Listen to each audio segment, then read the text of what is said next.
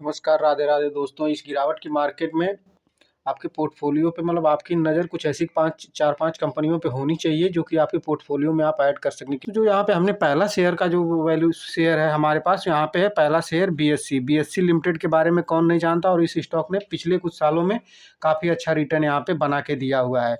और स्टॉक का 52 वीक का जो लो हाई देखेंगे तो यहाँ पे 1941 का लो लगा हुआ है और इसका हाई लगा हुआ है 6133 का। और स्टॉक जो है कि मार्केट 56,564 करोड़ के मार्केट कैप की कंपनी है। और यहाँ पे देखा जाए तो इसका पिग रेशियो देखेंगे तो पिग रेशियो में थोड़ी सी प्रॉब्लम दिख रही है हमें, क्योंकि पिग रेशियो यहाँ पे 2 का पिग रेशियो किसी भी कंपनी का होना चाहिए। ईपीएस देखिए, अभी यहाँ पे हमको यहाँ पे अगर 4000 अभी स्टॉक करंट प्राइस के हिसाब से देखा जाए तो यहाँ पे 4178 रुपये के आसपास ट्रेड कर रहा है। और इसका अर्निंग पर शेयर यानी कि 69 रुपये का अर्निंग पर शेयर है। तो प्रॉफिट की ग्रोथ जो देखी जाए तो यहाँ पे 130% की प्रॉफिट ग्रोथ है। और एबिटा देखा जाए तो 37% का एबिटा दिख रहा है। तो कंपनी के इस हिसाब से वैल्यूएशन देखा जाए तो काफ़ी अच्छी वैल्यूएशन पे कंपनी अभी ट्रेड कर रही है। और इंडस्ट्री का पी जो प्राइस टू अर्निंग रेशियो अगर देखा जाए तो यहाँ पे 44 का पी चल रहा है। इसको थोड़ा सा और करेक्ट होना चाहिए। इसमें एक इतना सा कंसर्न दिख रहा है, इसका पी जो होता है वो 39 के पी पे हो या 39-40 का पी हो तो एकदम परफेक्ट पी माना जाता है। थोड़ा सा और ये स्टॉक हो सकता है करेक्ट हो जाए, तो इन स्टॉक पे नज़र बना के आप लोग रख सकते हैं। और दोस्तों देखिए, यहाँ पे सीडीएसएल हमारे लिस्ट का जो दूसरा स्टॉक है, इसका नाम है सीडीएसएल। और सीडीएसएल की बात करें तो सीडीएसएल यहाँ पे देखिए 24,000 करोड़ का मार्केट कैप है।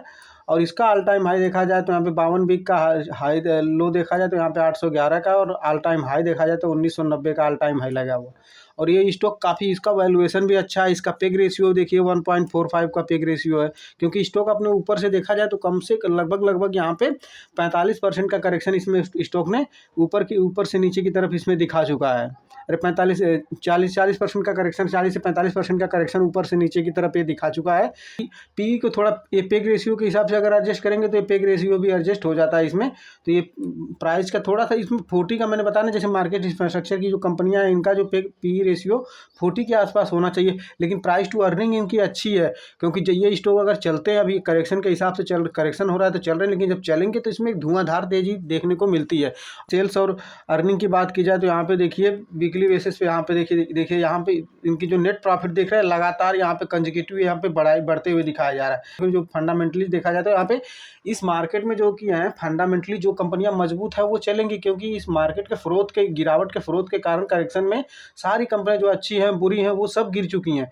तो अब जिनके फंडामेंटल्स बेहतर हैं वो ऊपर अगर आगे परफॉर्म करेंगे, मार्केट में जब तेजी आएगी तो वो कंपनियां परफॉर्म करेंगी जिनके फंडामेंटल बेहतर होंगे। तो यहाँ पे देखिए इसका जो सीडीएसएल की बात कर रहे थे हम लोग, सीडीएसएल का यहाँ पे देखेंगे तो यहाँ पे इसकी अर्निंग जो देखिए यहाँ पे साल दर साल अर्निंग इसकी बढ़ती जा रही है। कभी भी लगातार धीरे धीरे इसका अर्निंग का जो ग्रोथ है वो टर्न होते जा रहे हैं। जैसे देखिए अभी प्रीवियस में देखेंगे 2024 में 420 करोड़ का यहाँ पे प्रॉफिट दिख रहा था, उसके पहले 276 करोड़ का प्रॉफिट दिख रहा था, फिर 420 करोड़ का, फिर देखिए अभी यहाँ पे 555 करोड़ का हो गया। अभी टिल द एंड चल रहा है, अभी एक फाइनेंशियल क्वार्टर अभी और बाकी हुआ है।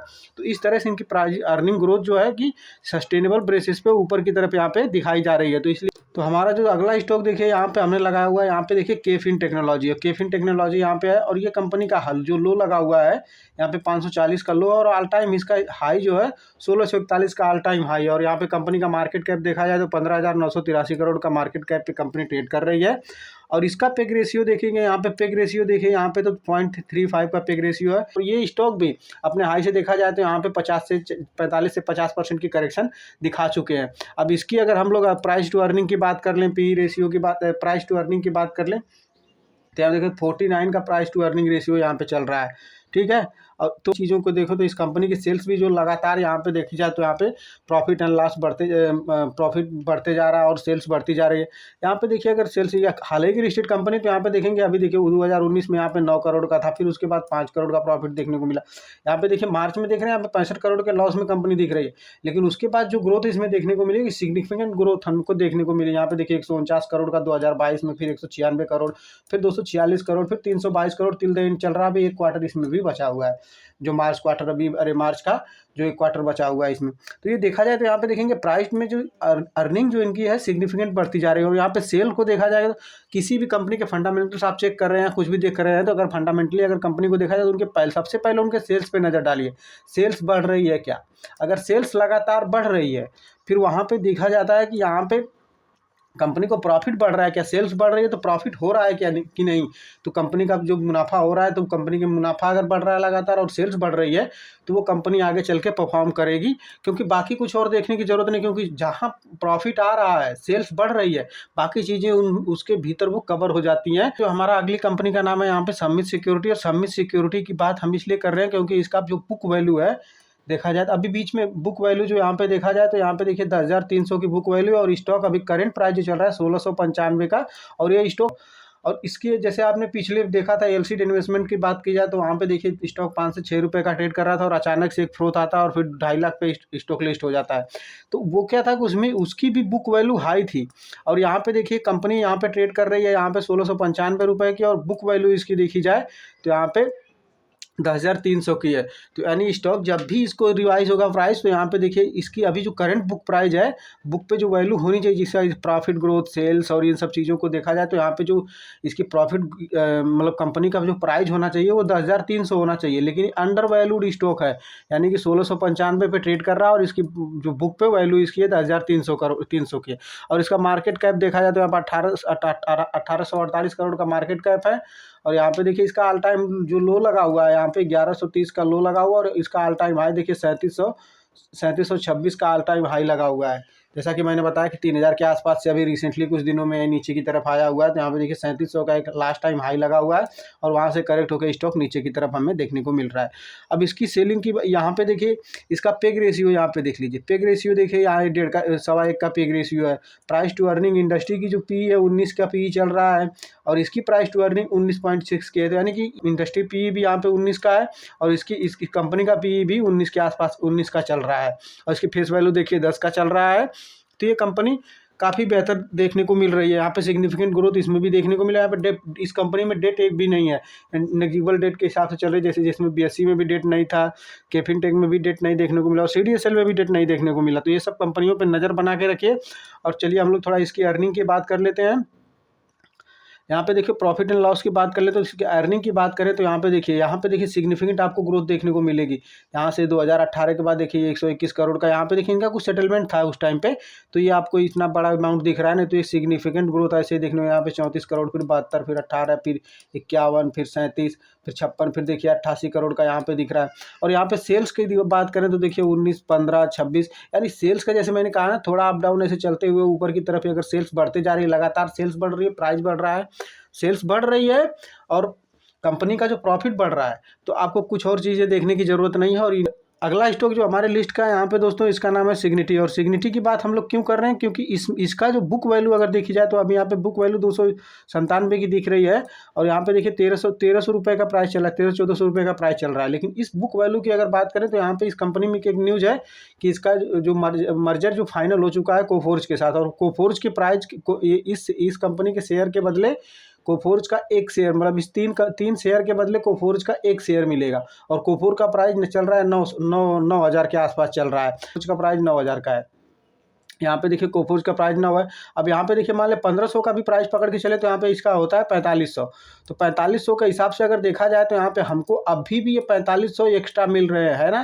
जब कोफोर्ज के ये इसके 3 शेयर के बदले हमको एक शेयर कोफोर्ज का मिलेगा। तो अगर ये 3 शेयर हमारे पास हैं तो कोफोर्ज के हमको ये 4500 होते हैं, लेकिन इसमें कोफोर्ज मिलेगा हमें 9,000 का कोफोर्ज मिल जाएगा।